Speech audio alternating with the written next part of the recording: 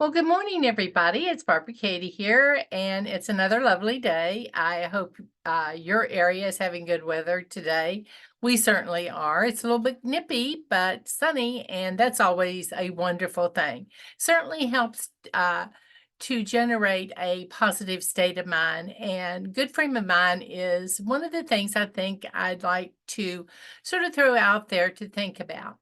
I know all of us have stuff going on in our lives, no matter to what degree. Everybody always has things that they're dealing with that uh, cloud their mind, sort of drain their energy in different ways. And it's so important to try to keep a good frame of mind in everything we do. And I thought maybe for the next couple of months, with Valentine's Day coming up, we might, practice a little bit of self love for a few weeks and see if we can't help ourselves focus on developing a really strong state of mind. I know many of us have been in TOPS for a while, and we know the mechanics of how we need to go about living our healthiest lives. But how many times we have said, I need to get it here. Whatever it is, I lost it and it was right in here. And now my mind's just not in the right place to get the job done. And so that's what I think I would like to just share some thoughts on, and maybe in the comment section, you could definitely add to it as we go along during the next few weeks. And today is just going to be sort of an overview of everything to get us thinking in that mindset. And I'm starting today with a quote that I just love from Audrey Hepburn, where people say, "Oh, it's just impossible." And Audrey turned that around and said, that means anytime you say something's impossible, you're actually saying, I'm possible. I am possible to live my very best life. And I think that's something I want to hold close to my heart as I go about my everyday affairs. Good mental health is essential for overall well being and a fulfilling life. It encompasses several key components that contribute to our daily well being. And just generally speaking, these are the seven components that we need to think about. The first one is emotional awareness. Understanding and acknowledging our emotions is the first step in maintaining a good frame of mind. It involves recognizing and accepting a wide range of feelings, both positive and negative. And if we can, without judgment, but with the ability to be being willing to open up about what we're actually feeling, what our emotions are driving. Um, Emotions are so incredibly powerful, and as the research continues to develop, we're finding that these signals, neuro oh dear word, uh, neurolog why can I not say that word this morning? Uh, some days my tongue gets twisted and the word just will not come out. Neurologically, there we go. Much better, Barbara. Way to go. Uh, Impact signals in our body that trigger various responses, even to feelings of satiety, cravings, particular food preferences, and stuff. It's amazing what the research is showing about what emotional signals can actually trigger in us. So, being aware of what's actually going on is so important. Then there comes regulation of emotions. Effective emotional regulation skills enable us to manage our emotions much more constructively. Instead of running to the refrigerator or the freezer for the pudding or the ice cream, or going to the cupboards for the cookies, we can be more constructive. This has to do with all the things like strategies for dealing with stress, with dealing with anxiety, anger, sadness in healthy ways. That's emotional regulation. And then another component of the 7 primary components is self-esteem. A healthy self-esteem is crucial to your mental well-being. It involves having a positive self-image, feeling that you're a worthwhile person, and accepting yourself as you are.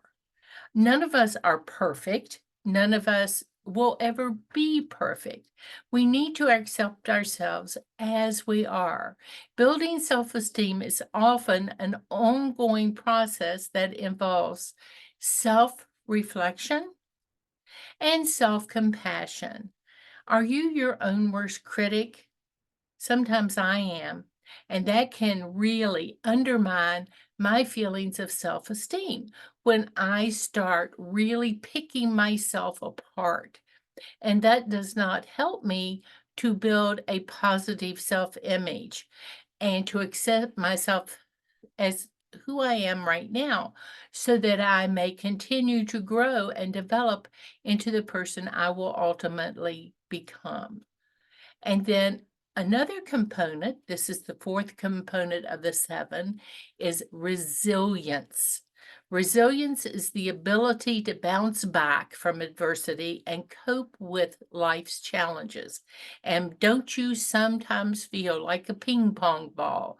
You've bounced back, and you've been slapped down and bounced back again by many of life's challenges. It involves developing problem-solving skills, becoming more adaptable and flexible. And it also involves a strong support network. And that resilience is strengthened by that support network. And one of our most essential support networks are our top friends who can help us through some of the difficult times that come into all of our lives from time to time.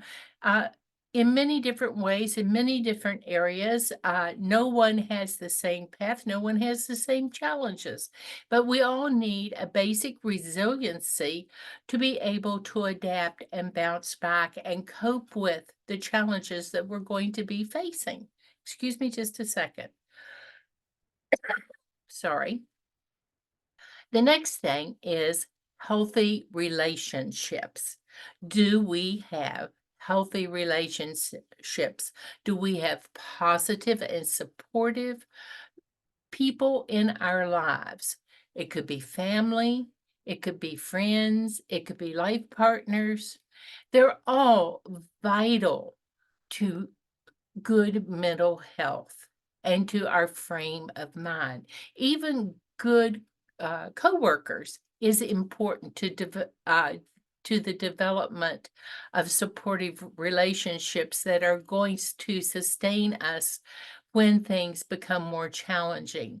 Healthy connections provide emotional support, and they also provide a sense of belonging. And isn't it nice to know that you're part of a support group like TOPS that can help you through some of the challenges that you're facing in this area of your life in particular?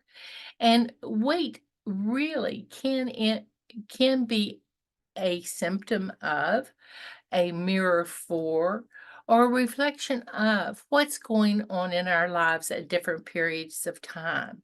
So, healthy relationships can be a tremendous asset as we're traveling some of the rocky roads and trying to avoid some of the pitfalls that are just a part of life.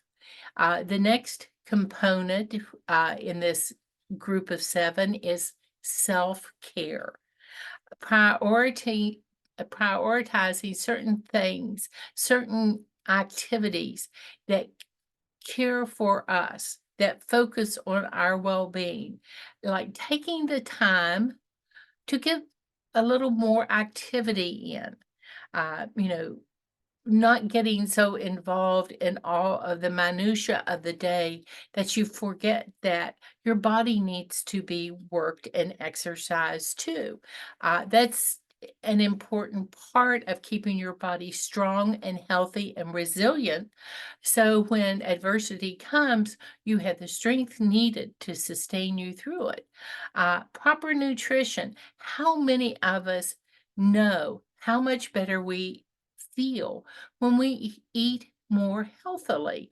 That's just basic common sense. How do you feel when you load up on a bunch of junk?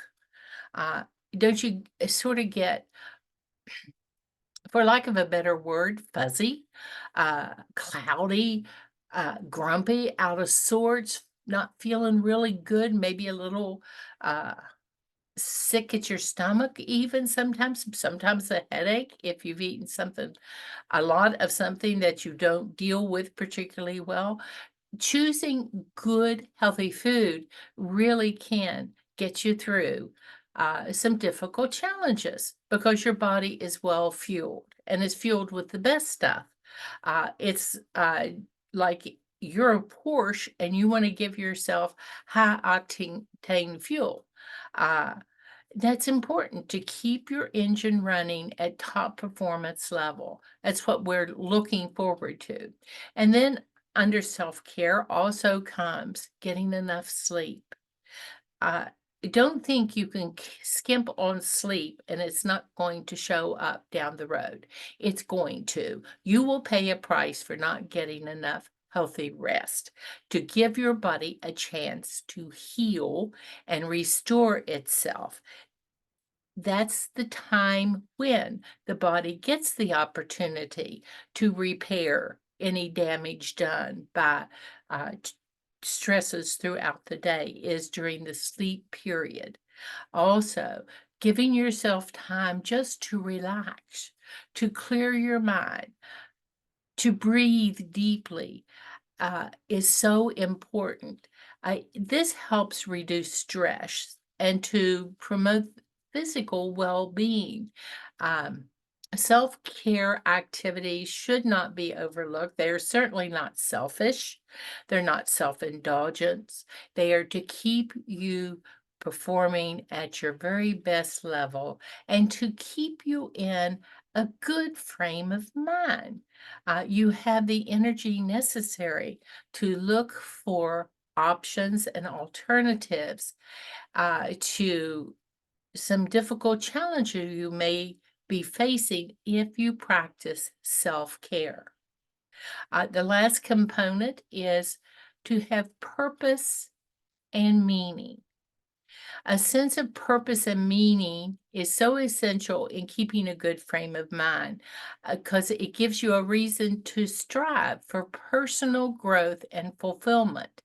This can come from work you're doing if you're still actively pursuing some type of a career, even a volunteer service work related activity. If you have opportunities, uh, if you're helping others or any other meaningful pursuit.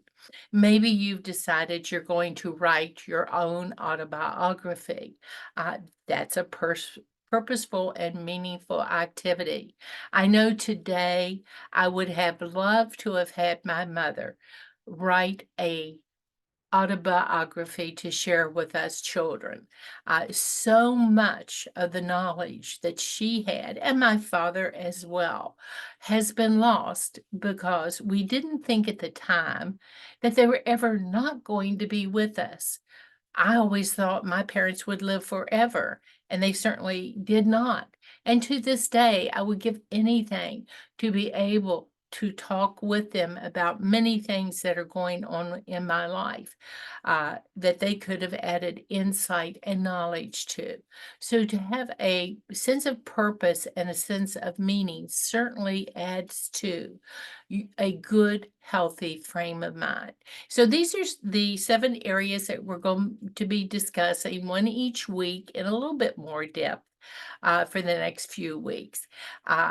Think it might help us because if we're feeling good about who we are and life in general, we're going to be able to make much more progress in whatever we set before us as a goal.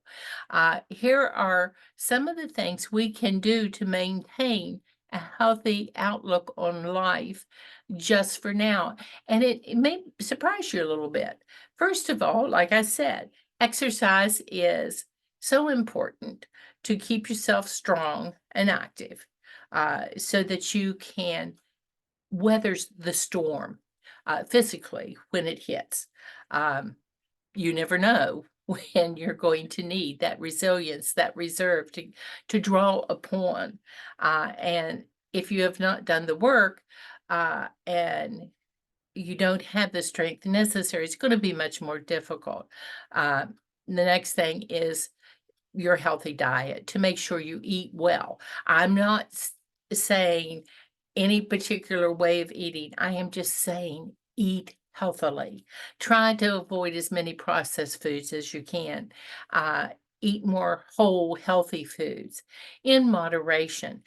Don't go on some type of a restrictive program unless you've cleared it with your healthcare professional, because you can run into some problems there that you may not even be aware of. And certainly you need to take into account any medical issues you may have nutritional concerns associated with. Uh, Make sure that you have support from family, friends, and healthcare professionals always as you're undertaking keeping your life as positive as possible.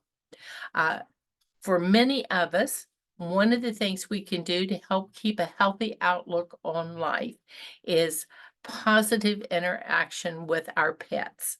I happen to be a dog person. I know a lot of us here are. A lot of us are cat people, and many of us, I've noticed through some of your posts, have more exotic animals that you favor. My brother was a bird watcher and he loved birds. So positive interactions with animals can do a lot to keep a healthy outlook on life. Animals really don't sweat the small stuff. They focus on the big stuff. Uh, Meditation, just having some calm, quiet, reflective time can be so beneficial when we're trying to clear our mind and sort out all the information that we're being bombarded with at times of great demand upon us, whether it be health of a family member, whether it be life situation changes for ourselves, health situation changes. Meditation can help calm us so we're better able to cope. Sometimes medication is needed, and one of the worst things you can do, and I hope you never do, is self-medicate or borrow medications from other people. The dangers to that, I'm not even going to expand upon. And they can lead to serious physical problems if you try to self-medicate or borrow medications from someone else. Just don't even think about doing it. Another thing is stopping negative thoughts, working hard to keep your mind filled with positive thoughts. I've mentioned before Zig Ziglar, uh, and one of his favorite lines was stop that stinking thinking. You can fill your mind with self doubt and negative self talk until you won't even try anymore. You'll get so down on yourself. Definitely not something to do to keep a healthy outlook on life every day. Just simple breathing in and out. You have to breathe to survive anyway. So why not make breathing a focused activity at certain points in the day? Just take a minute or two and do at least 10 deep breaths in, 10 deep breaths out. In through your nose, hold out through your mouth 10 times periodically through the day to clear your mind, to energize and oxygenate your body better. So simple, but very helpful to keeping a positive outlook on life. Um, Knowing how to manage different stresses in your life, because each of us is going to have our own way of coping with stress.